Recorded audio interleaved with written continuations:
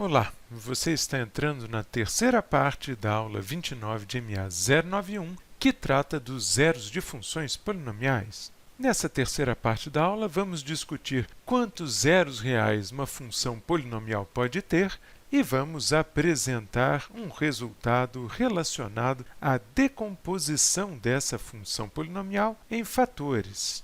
Começando pelo número de zeros, vamos supor que conheçamos uma função polinomial cujo grau é n, ou seja, o monômio de maior grau tem expoente igual a n. Uma função desse tipo tem, no máximo, n zeros reais. Ela não pode ter mais do que n zeros, em que n é o grau do polinômio. Vamos tomar como exemplo essa função polinomial de grau 4 que está aqui. Se desenhássemos simplesmente o gráfico dessa função, repararíamos que o número de zeros é igual a 2. Observe aqui que neste gráfico há um zero neste ponto, a coordenada x do ponto, e há outro zero neste outro ponto aqui mais para frente, nos dois pontos que cruzam o eixo x. Por outro lado, se somássemos uma unidade, somar uma unidade aqui significa que, em lugar de subtrairmos 6, vamos subtrair 5. Se fizermos isso, então teremos 3 zeros, um zero nessa posição, mais um zero aqui no meio e um zero no final. E se por algum acaso somássemos duas unidades da função, o que significa que aqui também não seria 5, mas seria 4, então teríamos 1, 2, 3, 4 zeros para essa função. Note então que esses polinômios de grau 4 aqui, que são muito semelhantes, ou seja, só se distinguem pelo valor da constante, têm, respectivamente, 2, 3 e 4 zeros. E o que diz o nosso teorema é que o número de zeros pode ser 0 ou até 4 nesse caso, uma vez que o polinômio tem grau 4.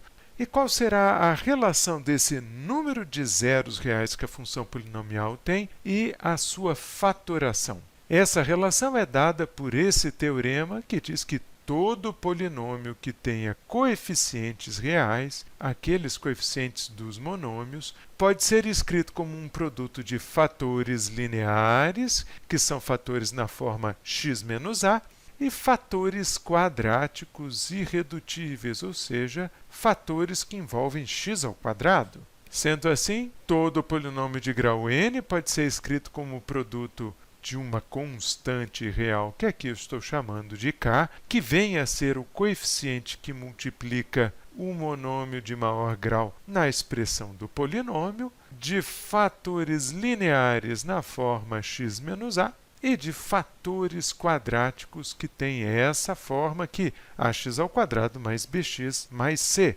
Esses fatores quadráticos não têm zeros reais, ou seja, este polinômio que está aqui tem que ser irredutível. E, finalmente, a soma dos graus desses fatores tem que corresponder ao grau do polinômio original, ou seja, a n. Vamos usar esse nosso teorema para escrever este polinômio p de x que é dado aqui na nossa transparência na forma fatorada.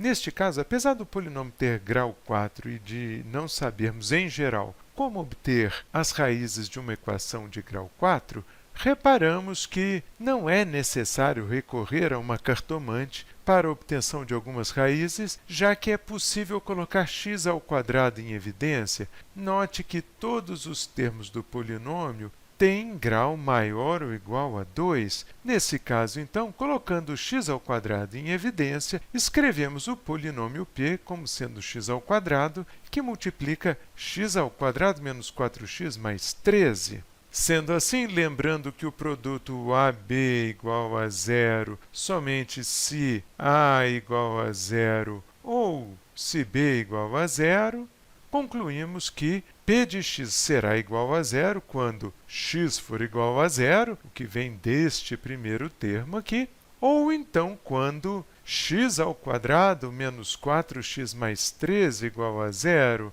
o que significa que estamos considerando este segundo termo aqui.